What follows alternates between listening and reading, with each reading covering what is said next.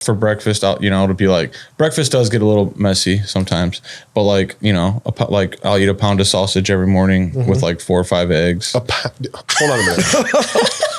Did you just say you eat a pound of sausage? And 4 or 5 eggs. And 4 or 5 eggs or 4 or 5. Yeah. Or like 6.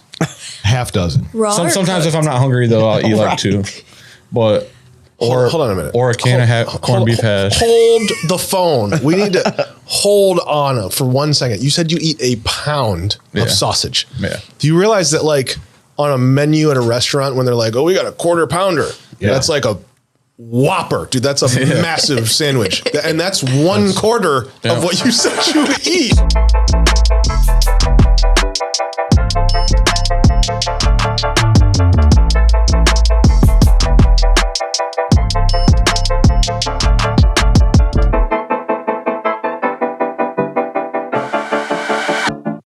Hi, everybody.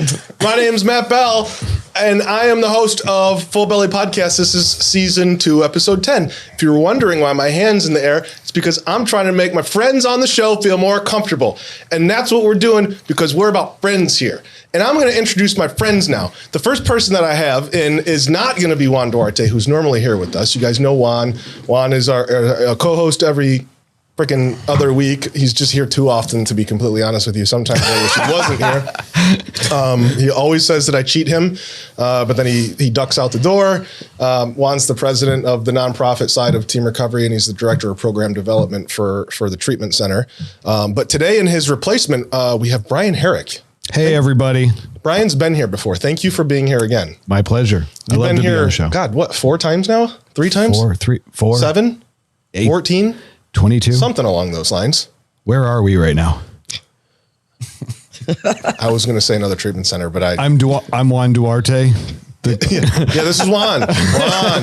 Welcome, Juan, Herrick, Bryan. Thanks. Thank you. Seriously, Thanks dude, thank you for coming. Yeah, my pleasure. I get to see, I get to start communicating with you typically around like 6 a.m. every day. This is yeah. And here we are at 9 p.m. still talking. That's right. We'll be doing it for another hour or so. There's nobody else I'd rather talk to 18 hours a day. You better stop that. Don't say that. Your wife's going to watch this. Maybe. Yeah. she thinks I'm ridiculous. So. Well, yeah, of course. Yeah. Who doesn't? But seriously, Thank you for being here. Thank you. We have a very special guest that came in from out of town, actually.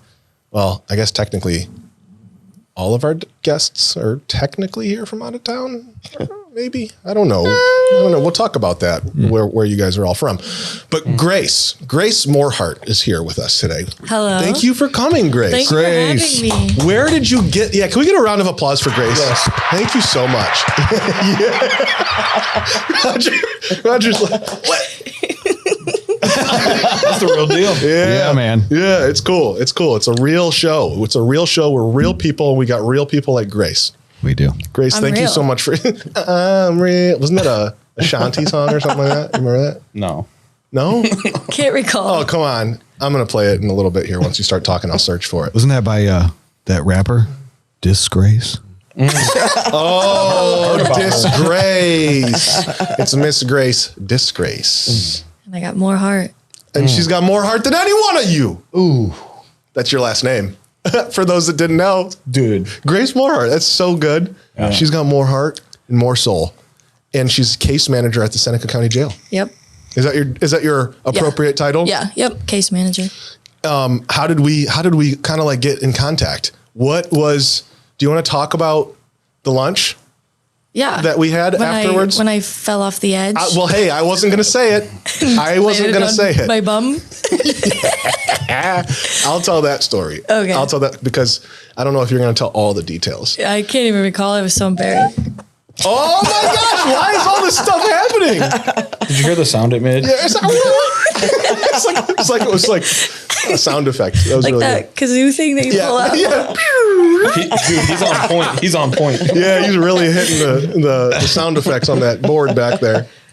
But we got in contact, obviously connections, relationships, and you're doing some really cool things out at Seneca County. And we ended up having somebody here that was like, there was this really, really, really special lady when I was locked up and we should all just talk. And here we are. Yeah. here we are. So I'm really looking forward to talking with you and kind of diving into what you do for a living and why you do it and what you love about it and everything, because I think that is important. We're going to talk about the criminal justice system and how, I don't know, 90% of the time people in recovery have gone through that system in one way, shape, or form. Yep. And a lot of what we do in this space of rehabilitation, a lot of it's antiquated. A lot of it is old ways of thinking, and a lot of new stuff has to come into play. You know, it's new drugs, it's new symptoms, it's new ways of smuggling it in, it's new everything. So the treatment and the interventions need to be new, or at least adjust a little bit as well. So hopefully everybody can listen to what you have to say and just do what Grace does.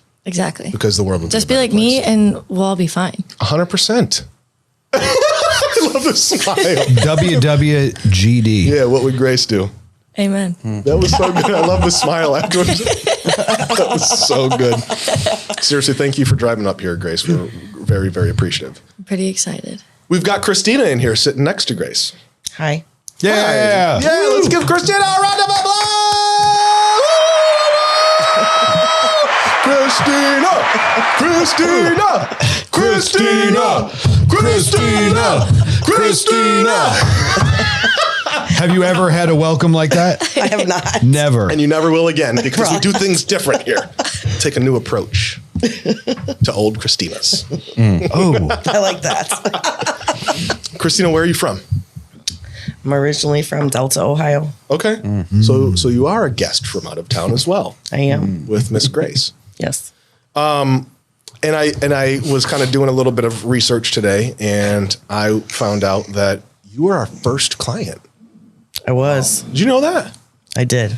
You were our first client, I'm still here. and you're still freaking here. Yeah. numero uno. My gosh, that is so cool. Yeah. I'm surprised we haven't been able to get you on here yet. I'm glad you're here. Here I am now. I'm glad you're here. We'll talk about you and your life and your recovery as well. And this whole episode 10, is going to be about the criminal justice system, our interactions with it, whether it was law enforcement or jails, judges, prosecutors, prisons, parole officers, probation officers. I don't know if I said probation officers, but it's a huge part of, I think, everyone's story in here. Yeah. So, and maybe the biggest part of our last guest, and we saved the best for last around here. And, got this guy over here. And, you. Yes, man, you. Yes. I'm talking about you, Roger. Roger's my bodyguard from 9 to 5. Mm-hmm. And all you got to do is really look at him. The common eye would look at somebody and say, you know what? I'm not going to mess with that person. I'm not going to do anything to come into his bubble. And I'm not going to do anything to mess with what he's protecting. And the truth is that he's one of the most kind-hearted, softest, soup sandwich soft people that I've ever met in my life. Soft as Charmin. Soft as Charmin, in a good way. And I'm not. That's not a bad thing. The only thing bigger than his muscles is his heart. Hey, I like that. Yeah, I like that. That's good. You literally can't live without toilet paper. Tell me about it. Matt's like, I had a rough 10 years out there. So. I'm still here, so I would beg to differ. Thank you for that, though. Yeah, no, Roger, I'm glad to have you here, man. Seriously, we haven't gotten super close, but the interactions that I've had with you have all just been impressive to me. You see somebody come in and just like take things by the horn and come out and like in groups I've heard you share, in meetings I've heard you share, I've heard you take initiative with just ingenuitive ideas to go help people. And it's all just really, really cool, dude. Like so cool. And I know that that's coming from a good place. So I'm excited to talk to Roger. Where are you from? I'm from a very small town called Wayne, Ohio. Out of towner. You were right. It's about, I'd say halfway between BG and Fostoria. Okay. Middle of a cornfield. That's crazy because that's not even far and I've never heard of it. It's probably on Google, probably like 900 population. Are you serious? 900 people? I think when I was growing up, like there was like a sign and it said like it would change every year when they do like votes or whatever, like to choose like the mayor and shit. Yeah. It was like 849 or something like that. Oh my gosh, they updated. You're like, oh, yeah, I know those 3 people that died. 900 people and Roger. 900 people and Roger is 6 of them. You counted them as 6. Yeah. Yep. That's amazing. When did you get to Toledo? Did you come to Toledo specifically for what you're doing now, or were you already up here? Well, I mean, I started coming here a long time ago when I still lived out there for like, drugs and stuff Yeah, like that. yeah. Yeah, I've lived here. I've had a couple houses, and right before I came here, I had an apartment. But I guess I can't say it was like my home. Yeah, okay. Well, I've been here since like 07. Okay, so you're semi-familiar with Toledo. All right. Oh, I'm familiar. I can tell you A everything. lot of the bad parts. Yeah. I can relate with that. Well, I appreciate everybody being here. Seriously, I'm excited to have this conversation that we're going to have. I have no doubt that somebody's going to get something out of it. The hope is that people listen to this, watch it, share it, and relate to something or pick up some sort of information that we talk about today and learn from it. Either get better or share it with their loved ones or whatever it might be. So we'll go into it with that intention. How weird do you guys want to get? I always ask that on a scale from 1 to 10, 10 being the weirdest. What is your comfort level? And I'm totally fine with whatever. From what I've seen, it doesn't 37. matter. You're right. I just still want to hear. I still want to hear. Consent. Yeah, I just want to hear where you'd like to try to stop. On a scale of 1 to 10, I say 37. That's a record. So weird. That's got to be some kind of a record. I'm going to say 38. Okay, we have another record. Just overachiever. Yeah. What about you guys? Like- Sometimes we've got like jobs and life and family to think about. So where do you want to keep it at? They'll live like an 8 maybe. Okay, all right. I think Maybe. that's a fair number. But by the way they're talking, I'm assuming it'll get to a 10. Yeah. I'm going to say 8, but I know we're not going to stay at an 8. My expectations are low. Christina, what about you? I'm going to say a 10. Okay. Yeah. All right. Yeah, you're right. You gotta be careful because like our employers sometimes watch this, and I don't want to get fired. Who? You're literally my boss. You're the only person on the planet that can fire me. That makes me feel weird. I don't like looking at. I'm your coworker. So man. I'm your colleague. Okay. We're doing this together. Yeah, well. Okay.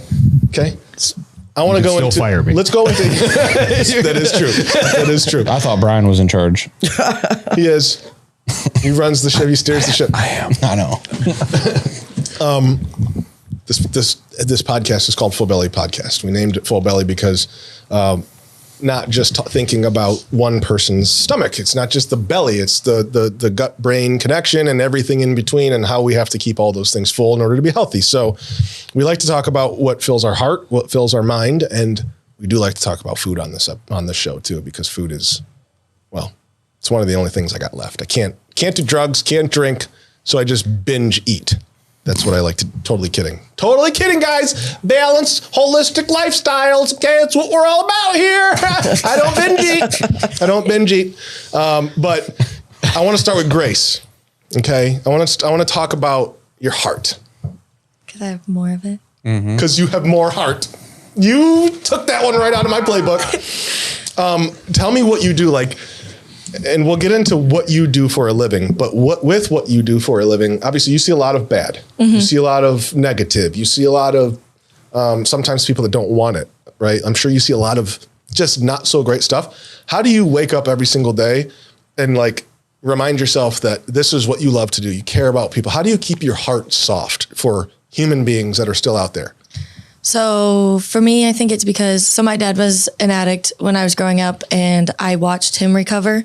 So I think knowing that it is possible, whether it just be one person that I help, not even if it's that day that I help somebody, just within my lifetime of helping at least one person, then that's kind of my goal. Motivating outside motivating factors, change your life forever, turn a negative into a positive. I love that. And I love that you can still think about that on a daily basis to wake up and go do that for other people. Thank you. It's a very good, precise, to the point answer. Christina. Yes. Let's talk about your mind. How do you sharpen this tool?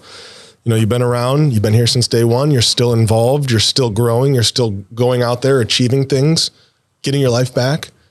How are you? What is something that you like to do that, if someone's watching this and is like, you know what, I can relate to that Christina lady. What do you like to do to continue to learn or to push yourself with knowledge? I've learned that you have to be positive about everything. If I have a negative thought, I instantly try to change it into something positive. Otherwise, it affects like my whole thoughts, my days, like everything. So I have learned that, and it's working for me. Glass half full, optimism. Yeah. It can always be worse. Yeah. That's a great mentality. I heard somebody say one time that attitude is not the only thing, it's everything. Yes. And if you can change your attitude, you can change your life. Yes. And that's really what you just said. That's it. That sounds so simple, but it's so hard to do. How do you do it? Is it practice? I mean, like, is it constantly telling yourself that you have to do that? Because that really is one of the hardest things, especially in recovery. When we think about like what life should be like compared to where we're at right now, sometimes it's hard to stay optimistic. I'm literally trying to like change my entire life and everything in it. So, and it's hard because I'm so used to living, a different life and lifestyle. And I just try to like play the tape through and one day at a time. That works for me. Good. I love that. Thank you. You're welcome. Let's go on to Roger, man. I want you to talk to me about food, because there's no way that somebody can grow muscles the way that you have without fueling their body the right way. Yeah. I'm not even trying to be funny right now. You have to eat for fuel. Yep. You don't have to, but you have to. Yeah, especially if you're going to be your size. So what do you do, man? What do you love to eat? What is your mindset on eating or on diet or, hydration? What's your favorite food? Okay. I would like cheeseburgers. Dude, oh my God, that sounds good. like a big ass cheeseburger. What kind, from where? Just don't matter. I like home cooked? Oh, it matters. My mom's. Your mom's? Dude. Does she pan fry them? Does she bake them? Does she grill them? Pan fried. Ooh. Pan fried Mama T greasy bacon burger. Oh, a bacon burger too? And then you get mayonnaise on it, just drippy. Oh, you like the mayonnaise? Boy. That's it? Just mayonnaise? I gotta go. I said mayonnaise. I gotta go. I'm starving. Shout out, Mom. Running home to Mom. No, but like that, I guess that would probably be my favorite food. I like pizza. I like Bambino's. Miles Pizza from BG. I don't know if I've never had that. I've heard of it, but I've never had it. It's like so thick, right? And like when it comes out, it's like the cheese on top is like blackened because it takes so long to cook. But it's like, is it like a Chicago style, like a deep dish? no, Interesting. it's like a crust. It's just huge, dude. It's just seriously, it's banging. just a big pizza. Like it was so famous and like good that like supposedly like the dude, it like ran in BG for like 20 years. And then he like moved to South Carolina and retired. And like someone offered him like $1 million for his like sauce recipe. And he said no. What? Something like that. Damn. That's like crazy. A telephone game type shit. Yeah. But I don't eat for taste really. Really? Kind of sucks. You eat mostly for fuel? Purpose. Yeah. To grow. Yeah. I like ask my roommates, I'll eat, and then for the next 5 minutes, I literally will eat, and I'm dying, because I need, like, I have goals, so I have to do it. Yeah. And I'll eat, and I'll eat, and I'll eat, and I'll eat, and I'll eat, and I'm forcing myself, and sometimes I'll call people and talk to them, or like I'll text people like random bullshit, so my mind is gone, and I'm just keep moving to eat it. Ask my roommates, I'll do it, and I'll just fall over on the ground and lay on my back. You're trying to bring in a certain amount of calories or like whatever. So right now, my certain amont is as many as I could get. Seriously, Doesn't have just a as real many as number? I can get. Yeah. Just eat until full. Eat until like 5 minutes past full. And what do you do that for? You're trying to grow? Yeah. And and are you trying? So then, what do you do to balance that? Because if you eat too much food, that's not. If you're just eating until you can't literally move, you don't do anything else. What do you mean? I'm surprised you're not 900 pounds right now. So what do you do to not be 900 pounds? It's not bad food though. Ah, okay. So like for breakfast, it'll be like breakfast does get a little messy sometimes, but like, I'll eat a pound of sausage every morning with like 4 or 5 eggs. Hold on a minute. Did you just say you eat a pound Yeah. of sausage? And 4 or 5 eggs. And 4 or 5 eggs or 4 or 5. yeah. Or like 6. Half dozen. Raw or Sometimes if cooked? I'm not hungry though, I'll eat like 2.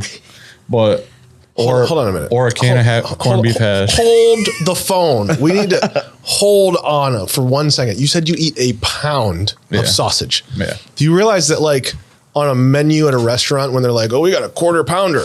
Yeah. That's like a Whopper. Dude, that's a massive sandwich. And that's 1/4 of what you said you eat. So I'll take the pound and I'll put it in the pan and I'll fry it up and it'll be cooked. And then I'll put the 5 or 6 eggs or 4, whatever. It doesn't really matter. Just scramble them up and pour it on top and just fucking Devour it. You eat Do you more use a for breakfast than I do all day. Seriously. Do you use a fork or do you just like stick your face in there? yeah, just stick my face in it. I do it like hot pizza. I just That's so good. no. Or for breakfast, I'll do a can of corned beef hash. It's a little bit of like a lot of sodium and stuff, but Yeah, yeah. 1 can is 30 grams of protein. That's a lot of protein. Yeah. So you count things like that, the protein. Yeah, I count the protein, but as far as like everything else, I just eat as much as possible because there's no like I know that even with eating that, I'm still not getting to like the calories that I need. Yeah. Interesting. All right.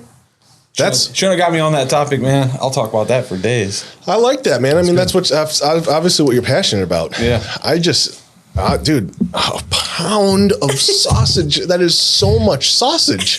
It's like a lot of sausage. That would hurt me. Something bad would happen. But then I'll go to group and I'll come back for lunch and I'll eat a pound of hamburger, Stop it, dude. Stop that. a pound of hamburger and 1.5 cups of pasta, and a half a jar of spaghetti sauce every day. 1.5 cups. 1.5 cups of dried, And then it blows up and then it becomes blows like a up. freaking cereal bowl. a cereal bowl. It's a big Tupperware bowl.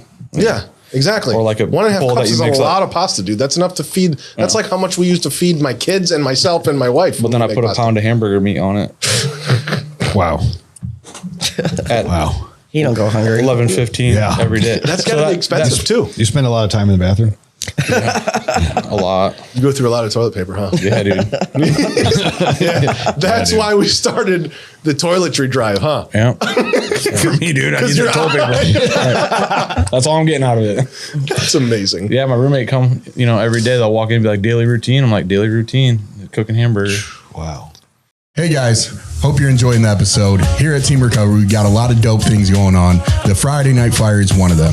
Friday Night Fire. It's every Friday night at about 7:30, depending on what time of year it is. Whenever the sun goes down here at our office, check out this video to get an idea of what the Friday Night Fires are all about.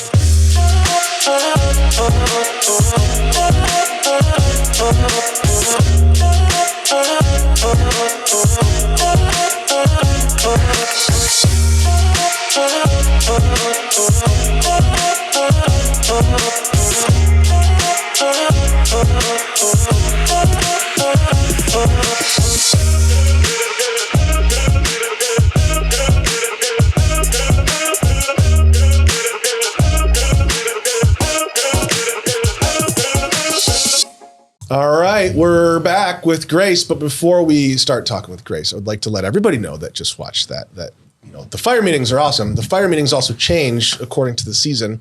We typically have those here right next to our office on Sylvania Avenue, but since it's cold out, we're moving them indoors, and those are at our sober living homes over on Douglas Road. 3328 Douglas Road is the address for those. So if you're interested in the fire meetings, they're now at 3328 Douglas Road until it gets warm out again next year. There will still be a fire. Maybe just like a smaller version of a fire since it's indoors. It's still going to be called the fire meeting. A and It's lighter. still on Friday nights. Yeah. Bring your lighters. We can rock out. But don't catch Rock anything on out to fire, recovery, please. man. Just Right. don't light it on fire, bro. So back to Grace. Grace, we're going to talk about you. And we're going Great. to talk with you. And I want you to tell us and tell our listeners and our watchers who you are, what you do, and where you do it. Okay. I'm Grace Morehart. I am the case manager at the Seneca County Jail. It's located in Tiffin, Ohio. Pretty little town. But so my job pretty much is initially I do an assessment for everybody that comes in, determine kind of what services they need while they're in there. A lot of it is recommending them to mental health and addiction services. So we have a counselor who's in the jail Monday through Friday, just like I am. And then I kind of make those recommendations as to who should meet with them. So a lot of dual diagnosis there.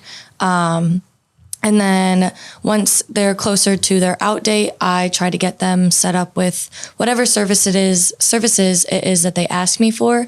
So a lot of treatment, a lot of housing. There's a lot of homelessness in Seneca County, but it's not like the typical homelessness that you might see around here, like people kind of on the streets and stuff like that. It's a lot of like couch hopping, sleeping in your car, things along those lines. So it's not necessarily visible to the public. So there's a lot of housing that needs done. Like utility assistance, cash assistance. A lot of people do have their own places, but then once they get locked up, they get behind on bills and stuff like that. So I just try to give them the resources that they can to kind of get back on their feet, or hopefully in the best case scenario, maintain that stability that they have. That's incredible. Thank you. Great explanation. and I noticed that you said you are the case manager at Seneca County Jail. The one and only. The one and only. So there's a lot of people that are coming to you for resources. I mean, that's what you mentioned it a couple of times, a lot of different resources and different ways about going around the resources than like sometimes we would be used to here. We talk about, homeless. We can go to this corner literally right out here and see somebody that's homeless. Yeah. And then there's 5 homeless shelters that we can go to in Lucas County. And so what is it like being in a small place like Tiffin or in Seneca County? Like sometimes you have to be extremely resourceful because you have to create or you have to create that resource, or you have to really, really search them out and find it because they don't always exist as much. Yeah. Is that something that you notice in your job? Yeah. So especially for the males, there's only one. It's not even for homelessness, it's really dual diagnosis. You can only go there if you're currently seeking services, and if you have like a clinician sign off on whatever it is that you have with you. That is the only way that you can be accepted. And I think they only have like around 9 beds for all of Seneca County. So there are a lot more for females. So I actually volunteer at a homeless shelter in Tiffin that just opened up in the beginning of October. And I'm volunteering doing case management there right now. Wow. And then there's 2 sober living facilities for females in Tiffin, which they're great, but by all means. But we definitely need a lot more for the males. That's what our main population is. But it's tough. I have to send a lot of them, try to get them to go to other counties and stuff like that. But it's really hard because so many of them are on probation and they don't have their license. They can't come see their probation officer when they're supposed to. So even utilizing those resources that are out there that might be a little bit farther away is still extremely difficult in terms of getting them to all the stuff that they have to attend to. It's really interesting. Like in Toledo, well, there's still a huge need for sober living and safe and homeless shelters and things like that. But in Toledo, it's the opposite. There's more available for men, and there's a real desperate need for women's housing. Yeah. So I find that quite interesting, and I also think it's amazing that you are the only case manager at Seneca County, and then you volunteer your time as a case manager in your own time. That's so amazing. You know why she does that? Because she's got more heart and a lot of grace. And oh my gosh! Oh my gosh! Oh my gosh! This is so good. It's all falling. It's like we scripted this. It is, but we did not. We didn't script this. No. I just exist. It just exists. She just does her thing. Yeah, that's seriously that's though. Great, You're working. I mean, you're working, and then you're volunteering. You love what you do. You have to love what you do. And so when you come into these situations where you're like, I've got a place outside. It's 45 minutes away. I can get you somewhere. But then you're like, I can't because this person doesn't have a car and judge wants to see him or probation officer wants to see him. Like, does that just drive you crazy when you're actually able to get someone somewhere, but then there's some outside factor where it's like, nope, we're not going to let that person go do that? Absolutely. Because I've tried to work with all of the probation departments in Seneca County, and all of them are just like, no, I'll do it myself. Like, I'll figure it out. Like, I could literally make your job easier, and you're being that stubborn to where you won't let somebody else help you. Like, it is super frustrating because it would be possible if they would agree to it, but they just I don't know. It's tough. It is. It's tough. And there's a lot of reasons sometimes, you know, and it's like every person's case I think is a little bit different. And I don't know. I'm sure there's what are possibly some good reasons for it. Yeah. But whether there are or not, when we're trying, because we all try that, I'm sure you've tried to help somebody in the last week. I know you've probably tried to help somebody in the last week. We try to help people every single day. You try. Definitely. So it's like whenever you try to talk someone off the edge, whether it's about using or not, or like going to this place and you can't get the result that should happen, it like brings you down. It's like, it's defeating. It's like, gosh, we know what needs to happen. It should happen. It could happen. It's totally possible, but it's not going to happen. Yeah. So what do you like? Obviously that part of the job has to be very frustrating, which I get. It happens in my job too. What do you love most about your job though? I love doing the group that I do. I love the people in my group. They make it fun. They engage as much as they can. And like, we still have fun with it, but also I can tell that whether they're in it for the right reasons or not, they're still getting something out of it. And they tell me all the time, they're like, there's probably going to be a time when we might not go out and do the thing that we know is best for us, but there's still going to be times when we're going to remember something that you said to us and it's kind of just going to click a little bit.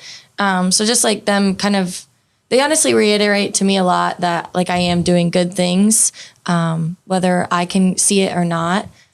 So just my group people, I think are my favorite part. I love that so much. What made you get into criminal justice? As I mentioned, I think in my intro, but my dad was an alcoholic for a lot of my childhood. Like he would just be gone for like weekends at a time, stuff like that. And then he got sober for a few years and then, he got really bad arthritis and they gave him like opioids to manage the pain and all of that stuff. And then one day he went in and they're just like, oh, nope, like you're done. We're not giving this to you anymore. So then, he was addicted to opioids for, a little bit of my high school career. And there was times when like, he would like pass out in the yard and stuff like that. And we'd have to call the EMS and all that stuff. But then he got sober and I watched him get sober and it was just a really cool experience to see somebody actually pull it off, I guess. But definitely my dad was one of the biggest factors. And the fact that my parents stayed together through everything. Wow. Yeah, I think is really incredible. So just that experience that I got to watch right in front of me. Thank God that ended well. Oh, I know.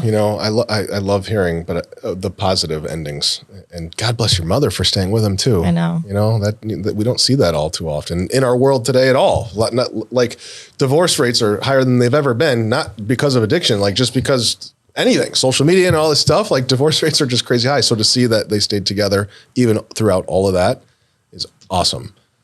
Can you see, like, knowing that you love what you do, you've got a personal connection to this, you're great at what you do, you're the only one doing it. Can you see yourself ever doing anything else? Or is this like, do you think that this is your calling? So I don't like to say this, but like, cause I think it sounds like crappy, I guess, but where I'm at right now, I don't have the opportunity to ever move up. So I'm through a grant. So I would literally kind of be at the same spot my whole life. And Tiffin isn't necessarily the best town. Like I've been there my whole life. I want to go out and move to other places and stuff like that. Mm-hmm. But definitely the same genre, just not necessarily the same location. But I'm definitely not going to leave anytime soon just because I want to get all of these plans that I have set up before I kind of just dip out on my people there. Yeah. You love your people.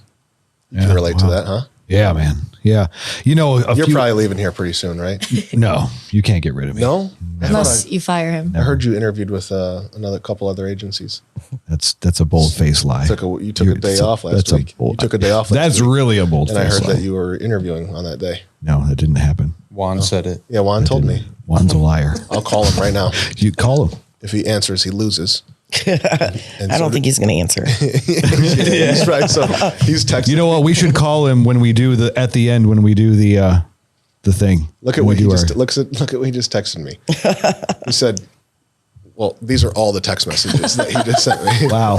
He said, "You're not going to get away with this," and then a ninja emoji. "I'll have my revenge. I will be redeemed like the phoenix from the ashes, and you, good sir, will be smited. Cheater. Remember this face," with an arrow pointing to the ninja. He's already accusing you of cheating. When you least expect it, I will be there. I'm in the shadows. I am the shadows. I'm the wind. Be wary. Good night, good sir.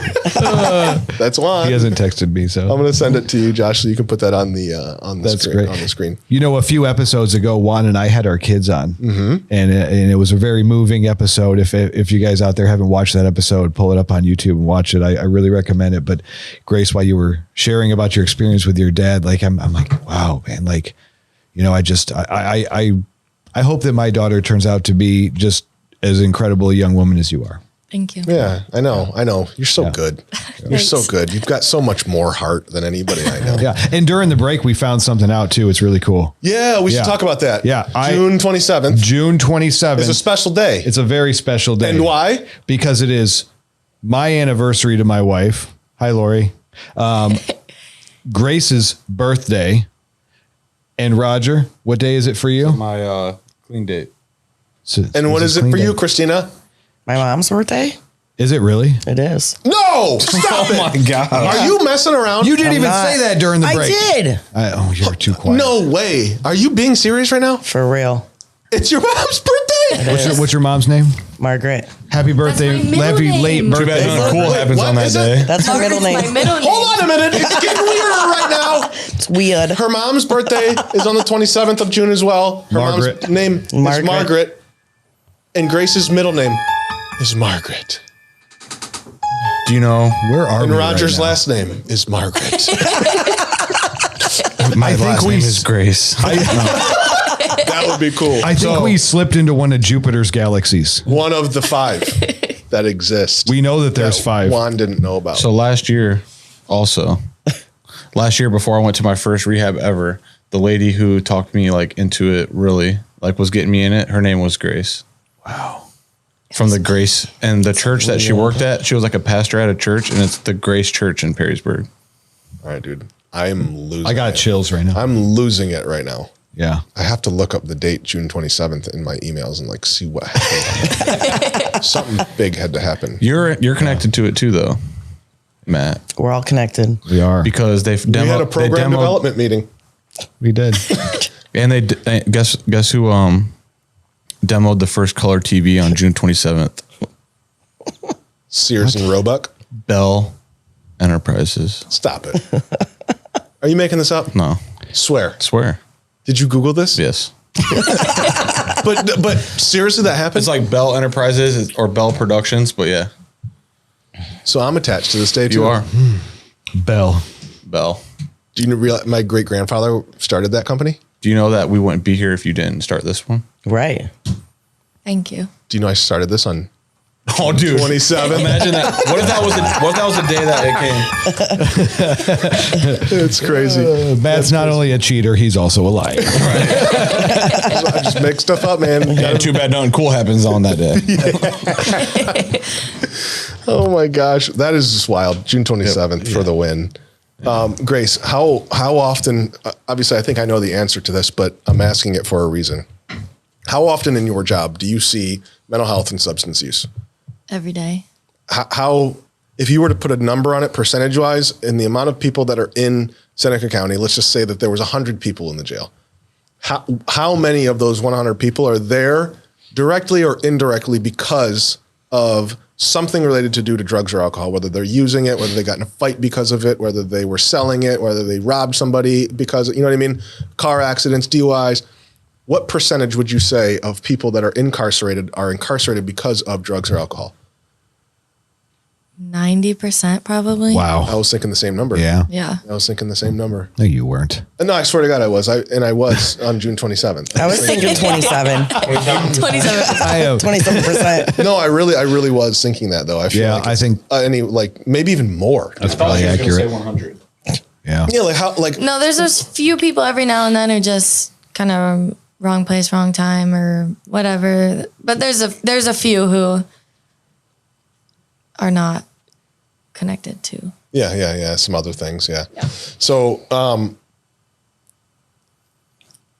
knowing your past, knowing your passion for this, and knowing that 9 out of 10 people that you come across in the jail have some sort of history with that, like, can you tell us, obviously I know why you love to do it, but like, what's the best case scenario for you when you get to work with somebody? Like, what is the most rewarding situation or outcome with people that you get to work with in jail?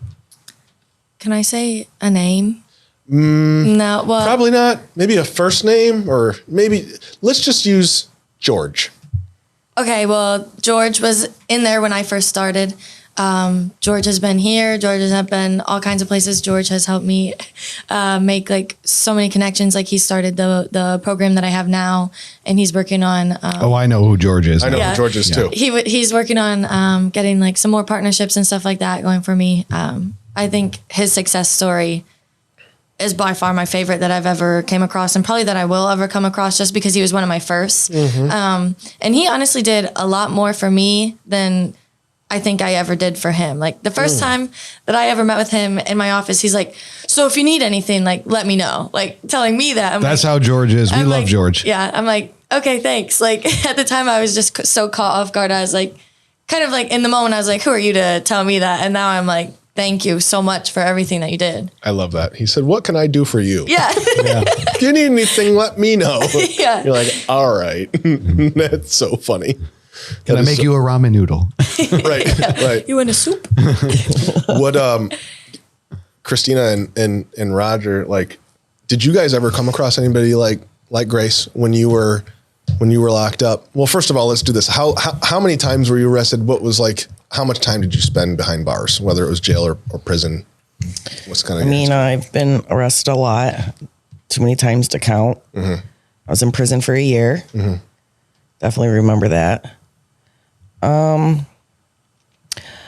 mean, I did meet somebody that helped me when I was in CTF last year, and she kind of like helped me through a grieving process with my daughter that passed away. So like being sober and working with her, I kind of, I want to say like had a spiritual awakening, I guess, a little bit. Like I could start seeing stuff. So you had good people when Yeah. you were locked up. But Roger, Yeah. did you have anybody that was able to support you like that? Were you like, you know what, I'll never forget that person? No. Straight up. I mean, like one lady, like she was like a teacher in like a drug class that was just nice. Yeah. You But know, like nobody it was the was- only like nice person. that never left a profound. That's why mark she or stuck anything. out, because she was like the only one that was ever nice. Yeah. But like nothing like profound that could be like she fucking. Yeah, she was great. I'll Yeah. never forget her type stuff. I think that's like the whole point of why why Grace is here, you know, and why we're talking about this. Change that. You know, I think that's important, really, because in the system, in the criminal justice system, I think in general, people are just viewed as less than. They're viewed as the less desirables of society, so they don't deserve that sort of care or attention, or whether it's health care or whatever it might be, or respect. You know, I think that it happens just all too often, and that's sad. Because how long did you spend behind bars? I was only in prison for 2 years, but like jails and stuff, a couple more years probably cumulatively. So in 4 years, about 4 years, a point of time where you were probably at your lowest or close to your lowest, when you really needed a lot of resources, and when you were probably mentally just unwell, and you could have really, really benefited from somebody. They took it away from me once, like because I was in the level 3. I don't know if it was because I was in the level 3 prison, but they like gave me like JFS. Like I had a case manager that was like, since you did, 24 months in this level 3 or whatever, we're gonna give you some like food stamps, cash assistance. We'll give you a hotel to stay in for like a week or whatever. But then I had a warrant. So my out date was Saturday, July 4th. Well, they came and picked me up. Wood County came and picked me up on July 1st. Okay. Right before you got out? 3 days before I got out, picked me up on a warrant. Mind you, I did a year. I did like 6 months in county, went 6 months in a program, got out for like not long. And then like went straight back and then went to prison and then got out 3. So like none of this warrant never came up. Also, this warrant was about 10 years old or some shit like that. Felony warrant. Anyway, so long story short, so I went back to Wood County, right? And then Wood County released me. Like my out date from state, I was now in state custody or county custody. So then my You thought you were getting out. Well, my benefit, like all that stuff, I was like disqualified because I wasn't released by the state. Oh man, I was released by the county. it's tough. Oh, I see what you're saying. So a lot of that stuff that someone set up for you, and you were like actually set up to go Yep. Like I had be assisted, I had like an account number and everything. and boom, gone. Yep. Wow. And so then I just started walking down the street. Man, that's tough, man. That's so tough. How much of that? So, do you think that any of that had to play? Being locked up, it's not like you can just go like really be yourself when you're locked up somewhere. You have to be somebody, whether you want to or not. Like it's literally about survival. You have to be somebody that maybe you don't even want to be, and a lot of times that doesn't really support a environment of being vulnerable and like pouring your heart out to a person and like really saying like, you guys aren't giving me enough. I need help. I need support, you know, and like, thank God you were going through something, probably one of the hardest things a woman can go through. And thank God that woman was there. Right.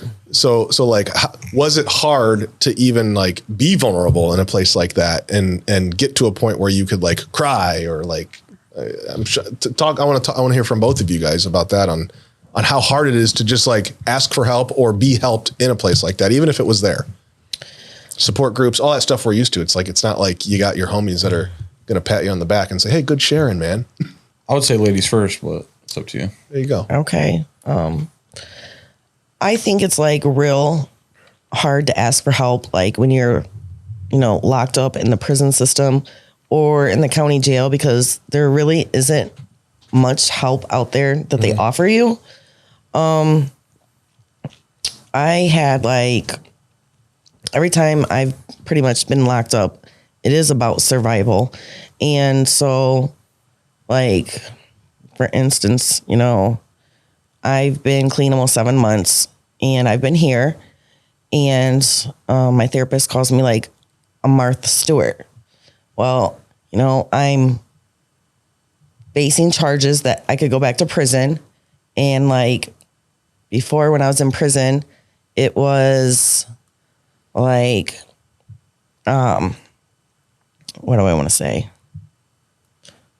Like a gangster, you know what I mean? So I don't want to revert back to that, but I could real quick. But that's also what I was talking about, like playing the tape through and changing that thought process, because that's somebody who I used to be, but that's not somebody that I am right now. Right. And with becoming an addict, my daughter had passed away to be on the 28th this month, 18 years. And that is when I became an addict. And I never really had help or knew how to get through to that.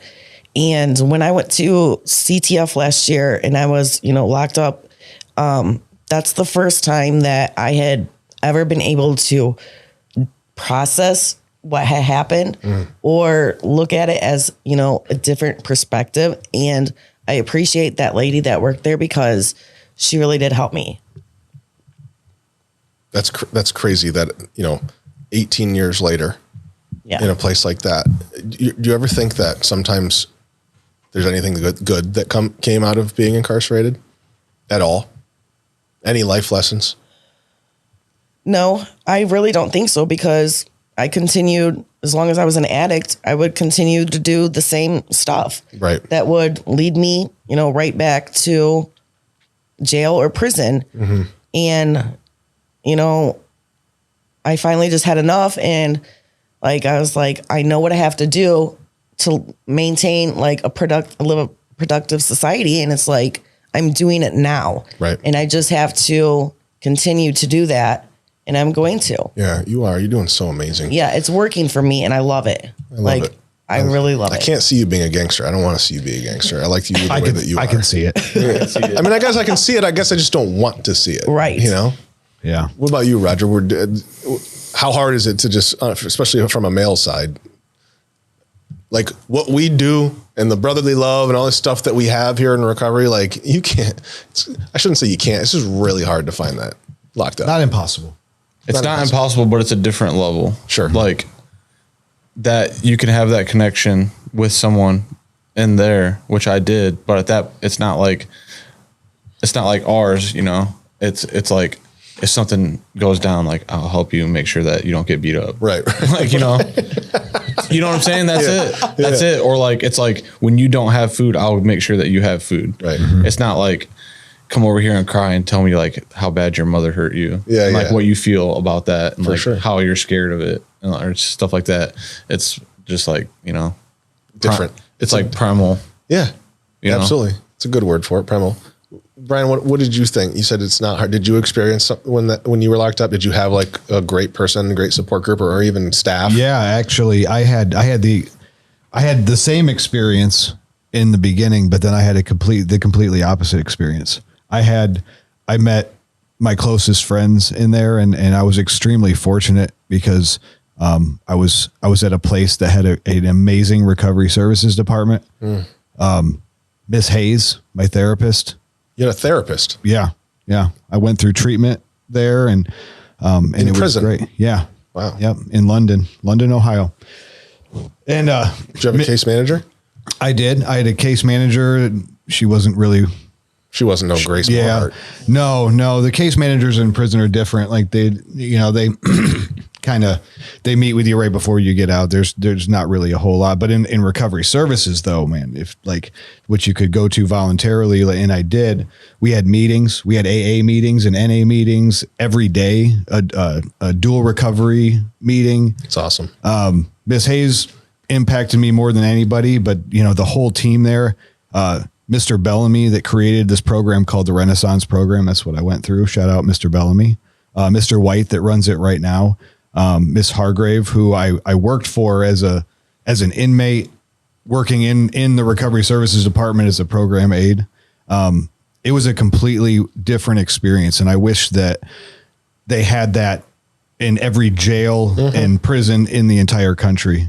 Cause it saved my life. I've actually been back to the prison since getting out and spoke at at their graduation ceremony and stuff. And, it was incredible. I have cried in a group of men and hugged and was able to process stuff. And I don't know. No, I know for certain that I wouldn't be the man I am today if I hadn't had that opportunity to experience that in there. Yeah. I hear you often talk about your experience behind bars and how it molded you. And really like, I hear you talk about it. I'm like, dude, I've never had that opportunity. Now, granted, I never went to prison, but I spent a lot of time in jail and I never had like it's just something I can't relate to. I can't say I got a foundation for recovery while I was locked up, and you did. And that's really cool. That's really cool that it exists. Yeah. And that's, so you got something good out of being incarcerated. Is there anything that you, Roger, can say like, you know what, something great happened to me while I was locked up that I think so. I'll never let go of? I think so. Well, maybe not that. Yeah. I mean, I'm never going to forget anything. Right. I grew up there in like a month, like 1 month, but it's weird to say, but like, I'm glad that it happened because of like now where I'm at and like what I want to do. It like put me in like a better position to like reach people. Absolutely. Like not trying to go into it or too much, but so you understand, like, that's one of the reasons why I do all that working out and all that eating, because like stereotypical, like juveniles in jail, they think it's cool. Like they want to be this big, they see it like, or even if they don't want to be that, they think that they have to be this big, tall, muscular, fully tatted out dude. Right. You know what I'm saying? Right. And be tough and all that stuff. And so like, if I never went to prison, like I probably wouldn't have all these tattoos, you know what I'm saying? Right. And I probably would have never got into fitness, like working out, stuff like that. And so now that's what my body does look like, but I got to go show them that that's not who I am. That's not, you don't have to fit the stereotype. You don't have to fit the stereotype, or like also like, hey, that what your stereotype of a man is what like I look like, Yeah. You think that, but that's not what it is, buddy. Exactly. You know what I'm saying? Exactly. So you're breaking the mold, man. You can be big and strong and tough and bearded and tattooed, but also be really nice and do the right thing and be cool and gentle. Yep. Yeah. But also like, they're not gonna like, for instance, like they'll look at me. You see what I'm saying? They're gonna, when I walk in, they're gonna be like, "Oh," you know what I'm saying? I love that, dude. And I'm gonna look like I did a lot of time, and like I look like I'm like tough, like and so they're gonna pay attention. Yeah, of course. It's intentional. Right. I like that a lot. Do they look at you like this? They're gonna have to. Or do they look at you like this? I don't know. They're probably gonna call me a bitch. You know what I'm saying? Those little crazy kids. Yeah, they'll say anything. They'll say anything. But the reason is because when I was in juvie, like in Wood County, you know, I never went to like juvenile prison, but like I did a decent amount of time in Wood County Juvenile Detention Center, and like back then, it was like on the weekends 23-1, you know, on weekdays 18-6 as a 14-year-old. Wow. Locked down in a cell for 23 hours. On Saturday and Sunday. Wow. And then at nighttime, you know, at whatever, 9 o'clock at night, turn all the lights off, take all your clothes, take all your books. Nothing's in your cell besides a mat and a blanket from 9 till 5 in the morning. It's crazy. And so like, I'm just in there like dying, you know, mentally. Rotting away. Physically, mentally, emotionally dying as a 14-year-old in a box. And you're literally still developing. In a box with no clothes, just underwear and no one to talk to. And so that's why I want to go there. So that's one of your goals, is to go give back to incarcerated population, specifically That's kids. amazing. Yes. I love it, man. There's no reason why you can't do it. There's no reason why you can't do it. Grace, do you ever see people come back to like give back to Seneca County or any jails? Is that anything that you've been able to experience? Yeah. George has a lot. Yeah. There's a handful of people who do. Do you love it when that happens? I do. Yes. That's just so cool. Yeah. Like you're like, I played a small part in this person's life, Yeah. and here they are now coming back and helping me. Yeah. Like with the guys that are still here. Yeah. Do you have women in Seneca County Jail too? Do you work with the women, or is Yes. it just men? So I'm both males and females. Gotcha. Yep. Gotcha. You are both males and females? Yeah. Or you help both? I don't know. I help both. You never know nowadays. I just wanted to clarify. I help both. Okay. How cool is that? Like when someone reaches out to you, is that a process? Because I would eventually guess that like there's some people that aren't qualified to come back in and help, right? Or maybe they're still on probation and they're not allowed to come in. What does that like process look like? And like just how cool is that? I just can't imagine how cool that has to be to like see somebody clear it all the way up, because I know it's got to be a stringent screening process to be able to come back in. So this is somebody that was incarcerated. I'm trying to paint the picture. Someone incarcerated, locked up. They get out, clean their life up, clean it all the way up to the point where the jail will let them come back in. So they are super strict right now still, like with like COVID and stuff like that. So I actually haven't had like anybody be able to come back in yet.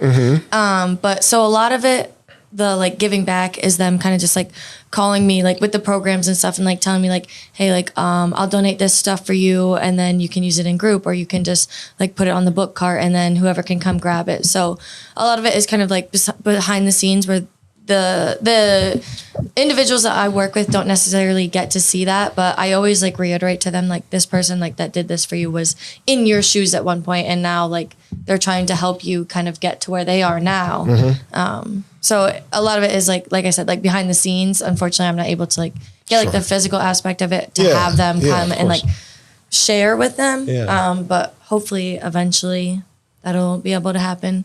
Now, we were talking about how sometimes we just got to like be somebody that we're not. We got to go into this criminal mindset, or we got to act hard when we really don't even want to be hard. Do you see, obviously I know you see that, but like how hard is it for you to sometimes just be like, dude, let down, take off the mask. I'm trying to help you here. And I know that I could help you. And I know that you need the help. And I know you probably want it, but you're acting too hard. Or maybe like literally just like situational depression, like being in prison or in jail is depressing. And like when you're thinking about all that stuff that's on the outside and this life that you let go and your family and jobs and all these things, and you want that back so bad, you just want to be out there and they're so depressed. It's hard to even sometimes get through to people.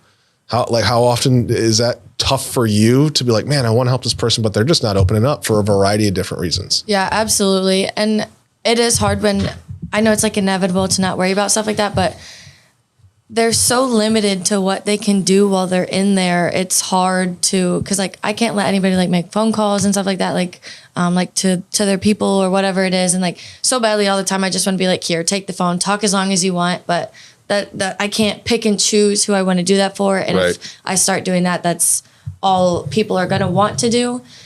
So it's really hard having both me and the individual be so limited as to what we can do.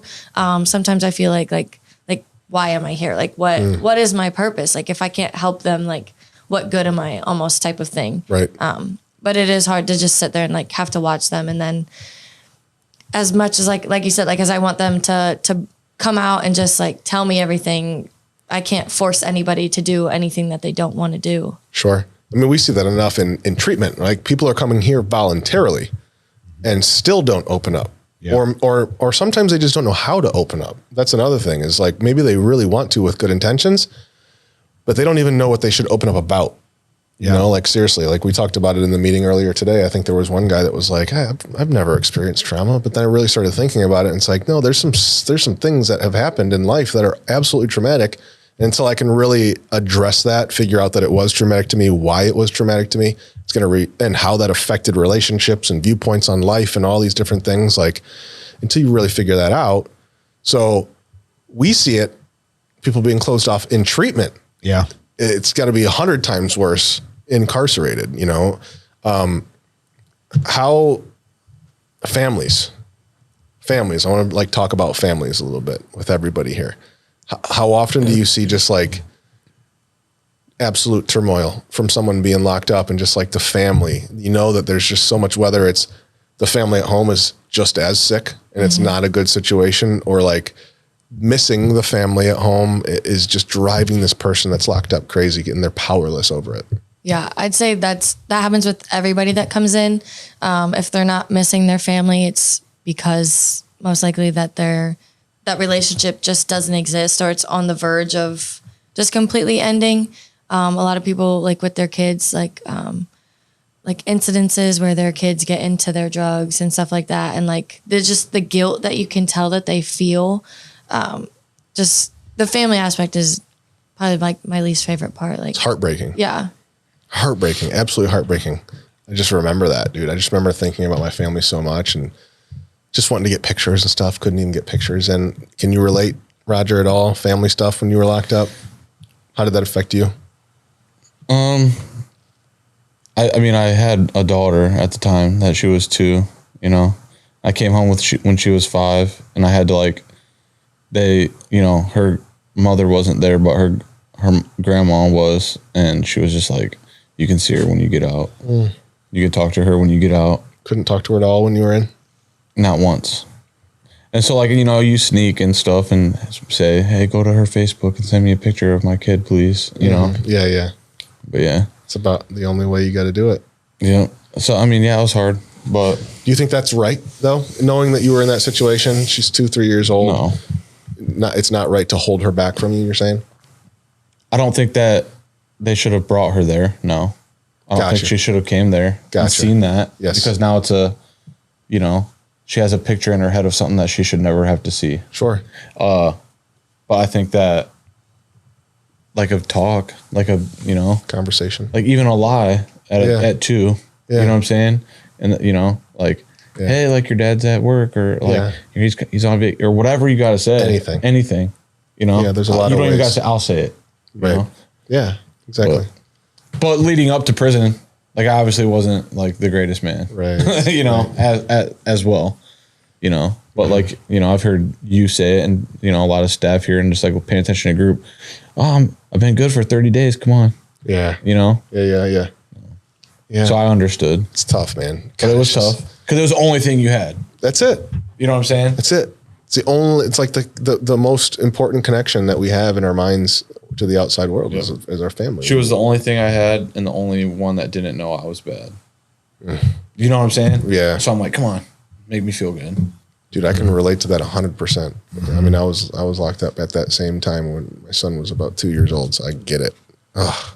Yeah. Christina, what about, I'm sorry, go ahead. What were you going to say? No, please. Well, no, go ahead. I was going to ask them both, like, what about friends? Did you guys experience like abandonment, like people on the streets you thought you were really, really close with, and then you get locked up and poof, gone? For sure.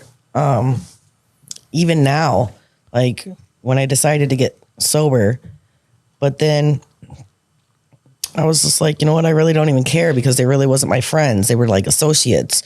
And I said that I wanted to change my people, places, and things.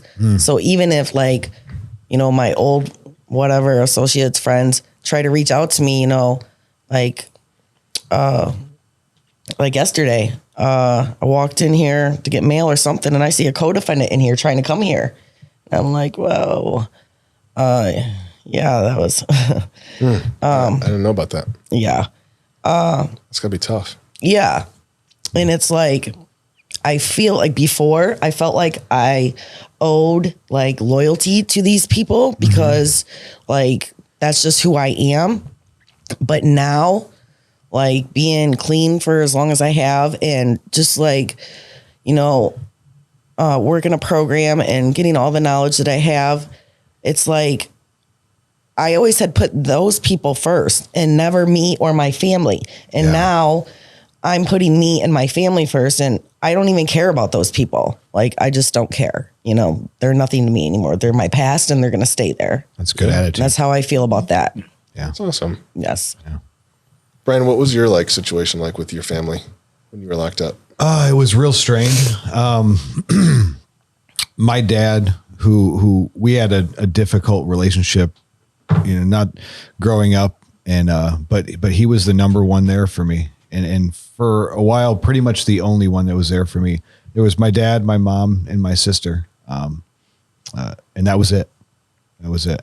My ex-wife would answer the phone sometimes when I would call once a week to talk to my daughter. She was 5 when I left, and she was 11 when I came home. So, I saw her grow up through pictures when I would be able to get them and stuff. But that was it. It was my close family who are the people that I hurt the most and who I lied to the most and I stole from the most and just completely abused. They were the only ones that were there for me. And I gained a perspective like you that I was fiercely loyal to these people for what? They didn't care about me. Right. Maybe because they didn't know how to. I'm not saying that all of them were bad people that I hung out with. They were just sick like me. Sure. Yeah. I would say like before, like those people, like I would take felony charges for those people.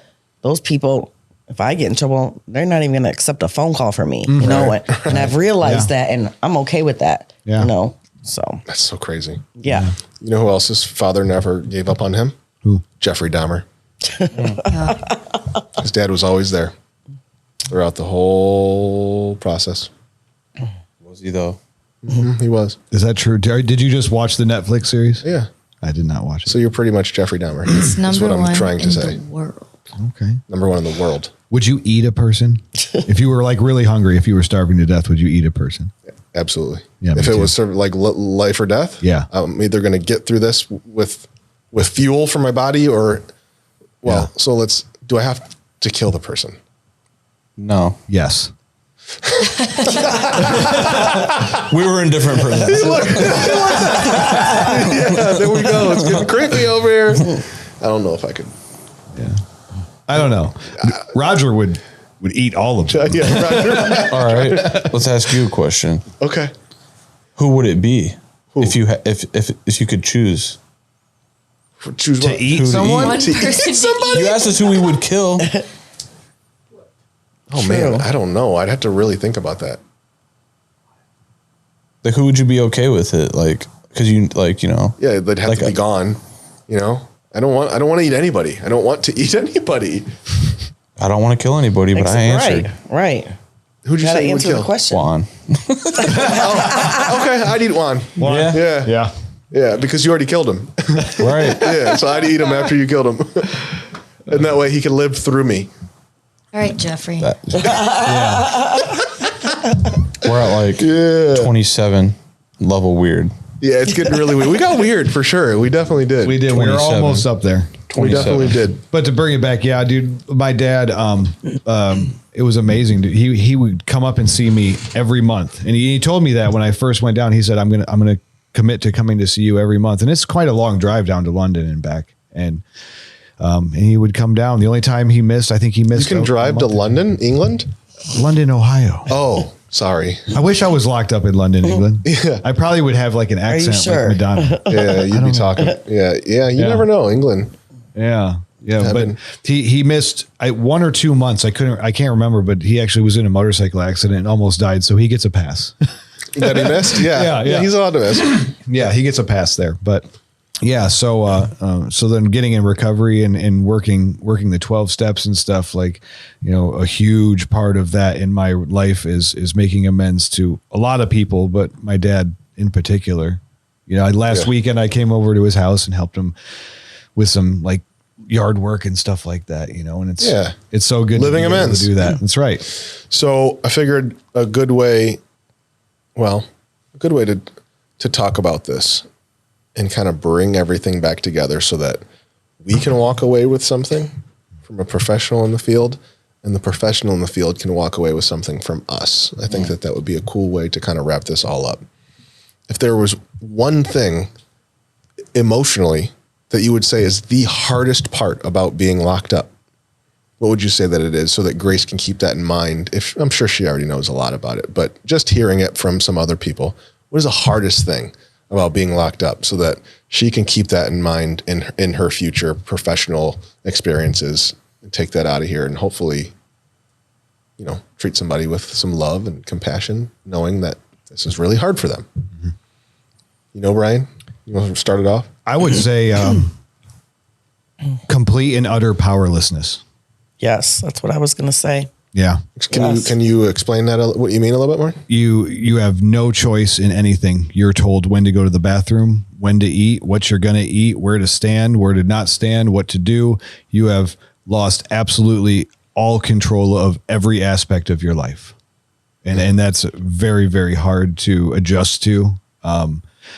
Also, I think is very dangerous, because once somebody has adjusted to that life, that's where recidivism comes in. I have seen people get institutionalized and come back. So it's like a double-edged sword. Like, it's the hardest thing to adjust to, but then once you get adjusted to it, it's very dangerous, because you will be doomed to repeat it unless something changes. You have to. You have to do it. And then it's like, now I'm stuck. Yep, now you're stuck. Is that kind of what you meant with powerlessness too? Yeah, and like having to rely on somebody like on the outside. Like last year, really the only person I had to like help me was my 17-year-old daughter. And I mean, I put like a lot on her, and that wasn't fair to her. That was my own fault for getting in trouble. And it sucked, because I couldn't, do anything. If I needed something or I wanted something, I had to go through her. And then like Bryan said, we literally had to listen to everything that we're being told. Time to go to bed. You can't have the light, shut off. Take a shower at a certain time. Like, it just sucks. Mm-hmm. It does. Yeah. What about you, Raj? I thought that was the best part. What's that? What, like the fucking structure? Yeah. Like this. That was good for you? It was fucking easy. Yeah. What was the worst part? That's what you got to do. All right. Yeah. Yeah. I would say nobody cares about you, and like, don't take this the wrong way, because it's not towards you, but like, so this would be like a mock conversation, like a case manager or like, a therapist. They'd be like this and that. It's like, you really don't care. Like, you're doing your job. That's the feeling that I had. Like, you're just a number. Mm-hmm. Yeah. But it's also like almost, it's not my field, but I also understand that it's almost impossible for you to make me think that you care about me. You see what I'm saying? Mm-hmm. Mm-hmm. Yeah. Yeah. Just being alone, like completely alone. That's what I was going to say. I'm saying like completely. Yeah. Like in every aspect. Mm-hmm. Physically, emotionally, mentally, spiritually. Cut off from everything that you love. Besides negative yeah. thoughts because of those reasons. Yeah, dude. That's, I was going to say the same thing. Just being alone. Absolute loneliness is the hardest part, I think, in my opinion. Just being separated from everything. You know, I love people. I love my family so much. I love working. I love, I love so many things. And then you get locked up. It's like, what a depressive situation. Yeah. It's just so sad. That was the hardest part for me, dude. I was sad as shit. I was absolutely depressed. Yep. Lonely, missed everybody so much. Scared as shit. I don't care how big you are. If you say you're not scared when you're locked up, You lied. You're a liar, dude. Flat out. And when you have all that, like when you're afraid, depressed, and lonely and anxious and all these things, but you got to survive at the same time, like, dude, that sucks, man. Mm-hmm. That's just that was so hard for me. Just Right. being absolutely lonely. Like for me, I want to say one thing, if that's okay. 100%. So like, like when I spoke, I was like, I only did 2 years in a state prison. Like I was in jails and stuff for a decent amount of time, but I say only, but really it wasn't only because like, and I'm not trying to compare it to like other places, but like the place that I was at, you know what I'm saying? It was like 20 hours a day. Mm-hmm. And like when I would get down and do push-ups, like my head would touch this door and my feet were this far from the other side of the wall. Yeah.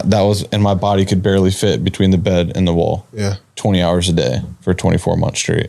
Yeah. And that literally in a shoebox with someone else. And all that negative stuff, man, that's like the corrections part of incarceration, like what Grace is doing and what Miss Hayes did for me and so many people. Like that's the rehabilitation part. Mm-hmm. And I actually had a corrections officer one time when I was in a bad spot before I had changed my life around when I was in there. And he said, the corrections part, we got you. We can do that for you. We will do that for you. The rehabilitation is up to you.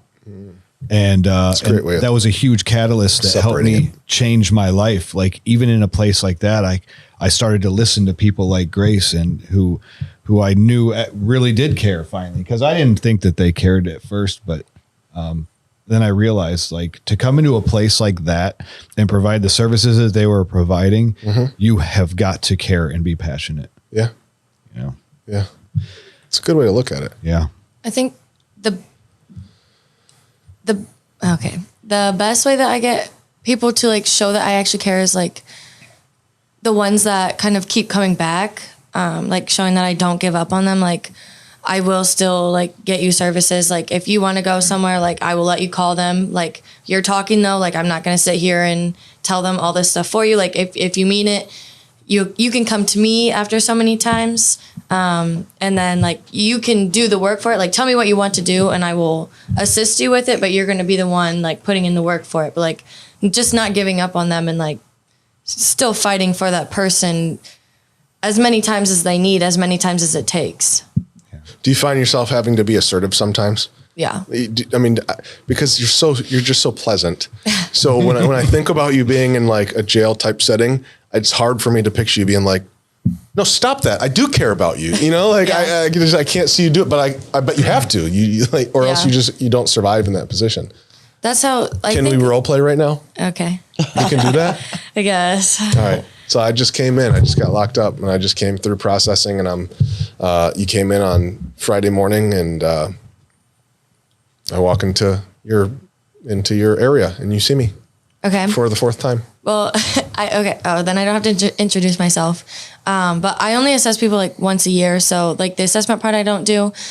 So when I meet with people twice, it's because like they requested it or whatever. Mm-hmm. So typically that person, I'd be like, okay, what is it that like you're interested in? What is it that you want me to do for you?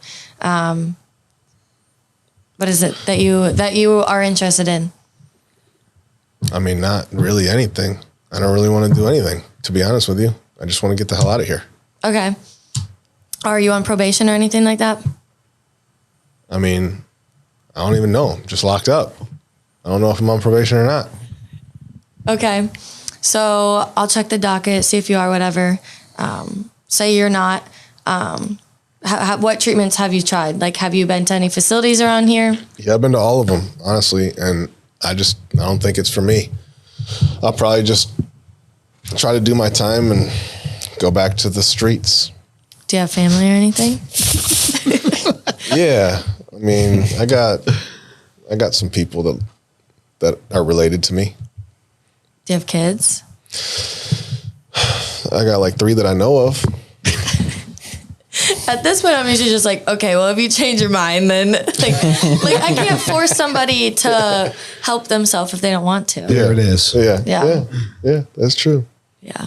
I hate those situations though. I just want to smack him upside the head and be like, just take your ass somewhere. Like, do something. Yeah. So I'm going to go lay down for the night. But then I wake up the next morning and I'm like, Grace was really nice. So I come back and I say, excuse me, Miss Grace. Is that what they call you? Yeah. Do they call you Miss Grace? Yeah. Excuse me, Miss Grace. I just wanted to say I'm sorry about how I was talking with you yesterday. I feel like you were just trying to help, and I'm just in a really bad mood, and I don't know. I just wanted to say I'm sorry. It's okay. I really appreciate it. I'm used to it. People, change of heart is a good thing. It's a good sign. So, have you changed your mind about anything else? Yeah, I think I do, but I don't know. I'm just kind of lost. I just don't really know what I need. I don't know what I want. I'm just tired of doing this. Mm-hmm. Tired of it. I'm tired of this. I just want to be better. Yeah. So I'll write down some options for you, some of the ones that I've worked with personally before and I've seen success from. We can call them if you want. You can ask them whatever questions you have. If you have any questions for me, I'm more than willing to answer. You can sit here and scroll through their websites, whatever it is. I can get on the computer with you? I touch the mouse, but you can look. Can you go to Facebook for me? No. Oh, okay. I don't even have Facebook. All right, Miss Grace. I don't even want this stuff anymore. Fine. Got any snacks? That's so funny. No, that's great. That's great. I would love to be able to work with you if I was locked up. I do think the new generation, like her generation coming in and working in that field, is going to change it, though. I agree. I think so too. I really do agree. I agree. I might actually go get arrested in Seneca County just so that I can experience your case management. You're not getting shit from me. I'm not going to dang thing. Wow. It's too funny. She's like bringing a new approach to an old problem. I love that. I love that. I think we should take a quick break, watch some information about FAD, and then when we come back, we're going to get into some maybe some trivia games or something like that. What do you guys say? Huh? I think we should cheat one. That's a good idea. Let's call Juan. Yeah, let's call one. Hey guys, hope you're enjoying the episode. Here at Team Recovery, we have a lot of meetings going on. FAD is one of them. FAD stands for Families After Addiction or Death. We've got the meeting every Thursday night at 7 o'clock at our Team Recovery office here. Check out this video to give you an idea of what FAD is about.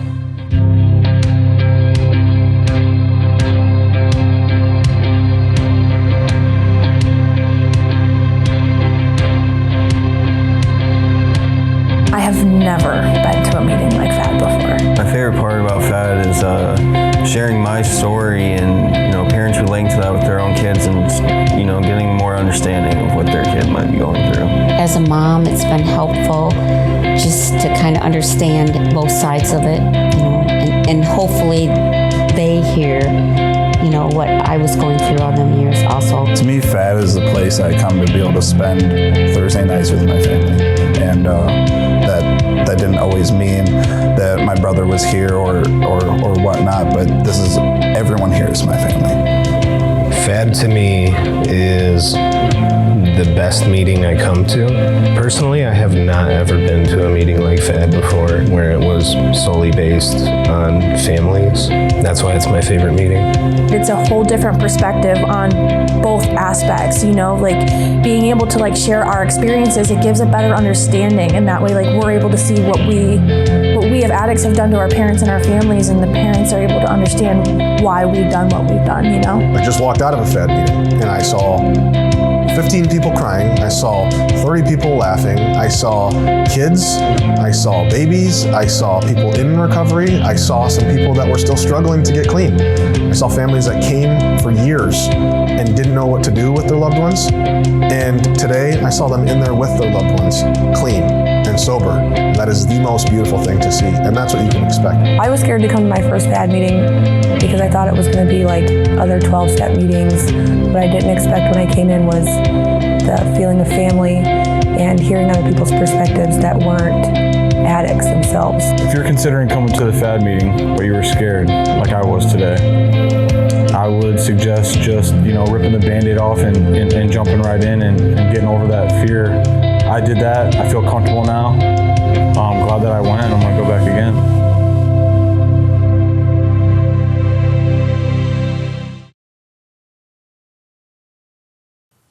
Wait, so can he hear us? Big Poppy, Flo. Hey Juan. Oh, hey. Hey, how you feeling, Juan? Trying here. I'm doing all right. What are you doing right now? What are you doing right now? I'm on a podcast. You are on a podcast. I actually wanted to let you know that we're on a trivia game right now, and the game that we were playing was whoever answers my call first is the one that loses the game. Until you're a cheater, bro. You lose. So I wanted to let you know that you just lost. Womp womp.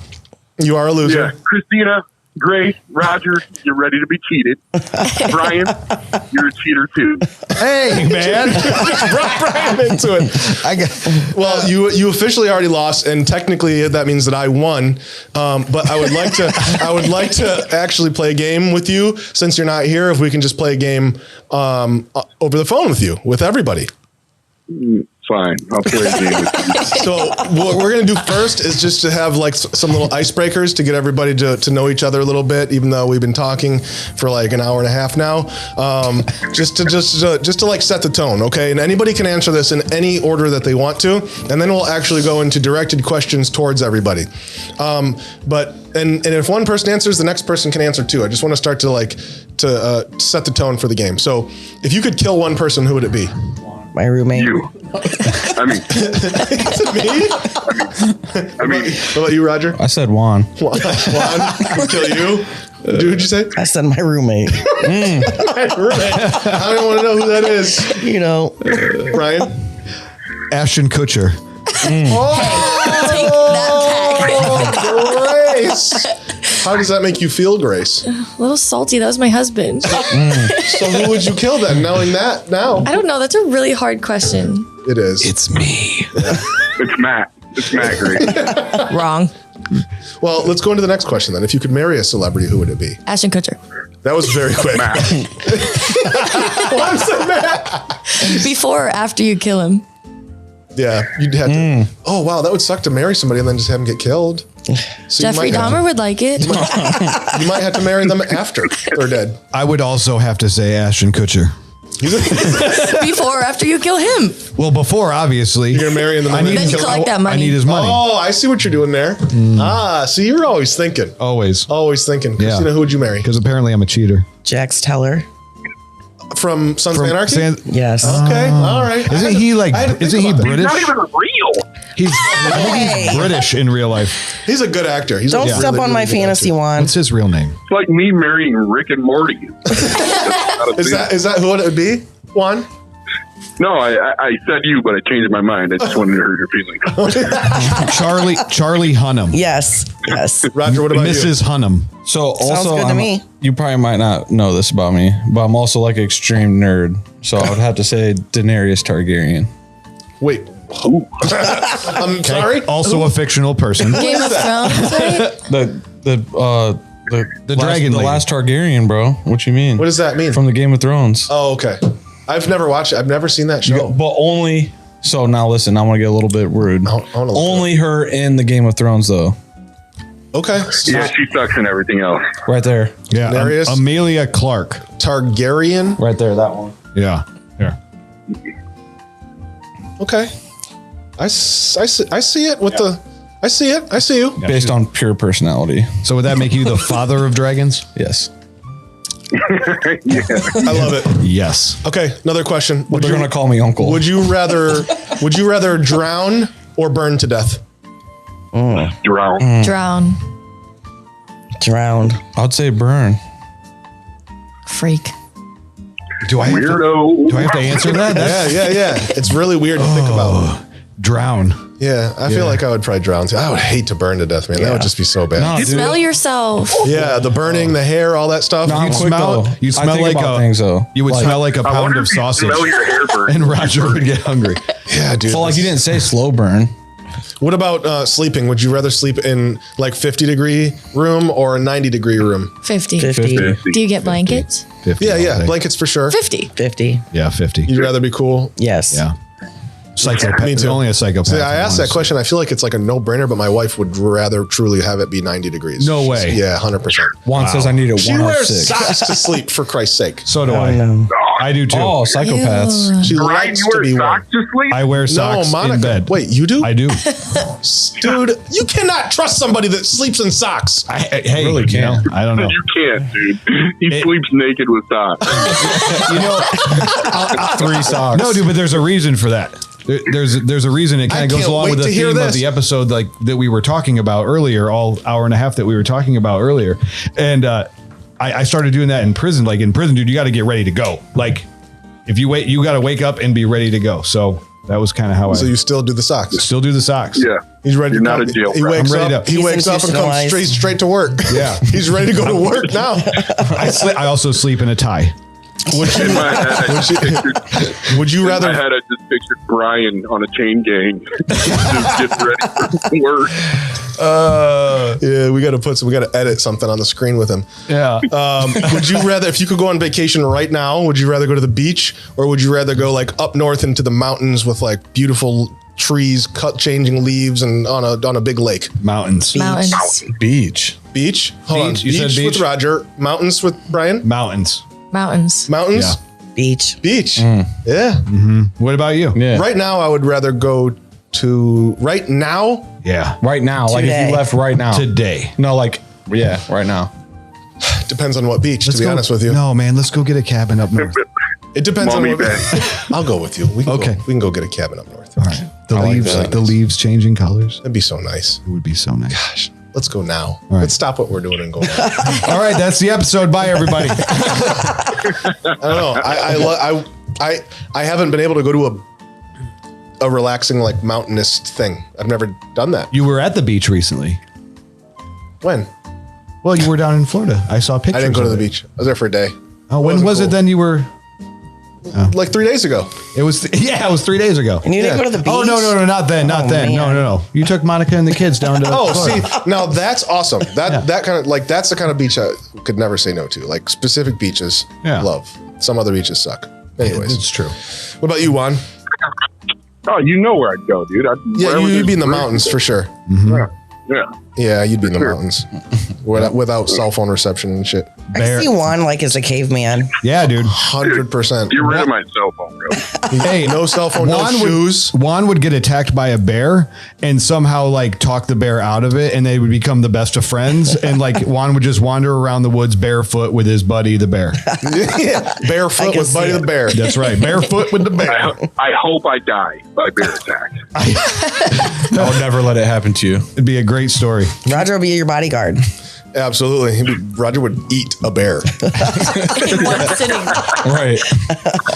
If you could get a free vehicle right now, but you had two options to choose from, a sports car or the nicest pickup truck, which one would it be? Sports car. Pick up. You know me, dude. Truck. Truck. Juan? Ooh. Pickup truck. No, sports car. I'd have to go with a really nice Dodge Neon. 5-speed. A really nice sports Dodge Neon. A yellow one? Ford Escort. A yellow Yeah, one? 92 Escort GT. GT. Oh my God, that's so good. A probe. All right, now that we've gotten to know each other a little bit, let's go into some actual trivia questions. All right. All right. Cheating coming up. Dude, come on, man. Christina, what is the fastest land animal? A tiger. That's not I'm gonna give you one. I'm gonna give you. It is a cat. It is a kind of cat. I'm gonna give you one more guess. They're fast as fuck, boy. A cheetah. That's what I meant. That's. I was like, it's like the same thing. It's the same thing. It's the same thing. Instead of wombat, I was like, I meant cheese a puffs. cheetah. I love cheetahs. I mean a cheetah. All right. Let's see. Grace, what is the sweet food that is made by bees? Honey. Yay! Good job. Hey, Josh, can we take a moment right here? You see what's happening, right? What? Juan, be quiet. It's not your Roger. turn. Yes. Roger. Yes. In the winter. What is the first letter in the alphabet? In the winter, when water falls from the sky and changes chemically to become a solid form, What is that commonly known as? What is that substance commonly known as? Is it snow? You are correct. Wow. Roger. That is incredible. That was really, strong really, really and good. smart. I mean, here's the thing. We got into some chemistry there. We got into some science. We got into a lot of different stuff there, but Roger is an educated human specimen. That was a difficult one. That's making me nervous for really good stuff, man. Really, really, really I don't good know stuff. much about winter. I'm disgusted by this game right now. Why? Bryan, yes. it's time for you. Ready? All right. In what sport can you get a hole in one? Come on, dude. Golf or minutes? Yes. No, don't change your answer. That's right. Don't doubt yourself. I was going to say miniature golf. You know so much more than you think you do. Yeah. That's a really, really, really, really, really smart brain there, man. You've done well in your life. Seriously. Okay. Well, I guess that leaves Juan. Juan's going to get the. And Juan's a very, very intelligent guy. He's got this. I'm pacing in my bedroom right now because I know Matt's cheating. He's cheating. He's not cheating, dude. Dude. All right. Juan, you ready? Sure, Matt. How many galaxies does the planet Jupiter have? How many galaxies does the planet Jupiter have? Yes. That's not even a real question. We've got about 5 seconds left. 4, 3, 2, None. 1. Wow. How could you not know that? Juan. You don't know Everybody knows that? the answer to that. 0. It's 5. We're going to, I mean, we all know that. It's 5, dude. Duh. Duh. Duh. Duh. Oh, yeah, 5. Juan. I hope you guys are proud of yourselves right now. Christina, you knew, right? I did. It's 5. Well, Juan, it's, Juan, you lost. I was hoping that the stress of not being in the studio would be a little bit better for you and you might actually be able to win one of the contests. But history has just repeated itself. You are once again a loser. And you rigged the Everybody game else again. is a winner. You let us down. And I hope that you have a good night. And I think that we're going to hang up now. We love you, Juan. I love you. Bye. Bye. I hate you. Love you, bro. Bye. I don't even know if Jupiter has galaxies, by the way. I just completely made that up. That was awful. No, it's the Matt. No, it's the fact Doing that he math just lost stuff. and now he's about to get hung up on. See ya!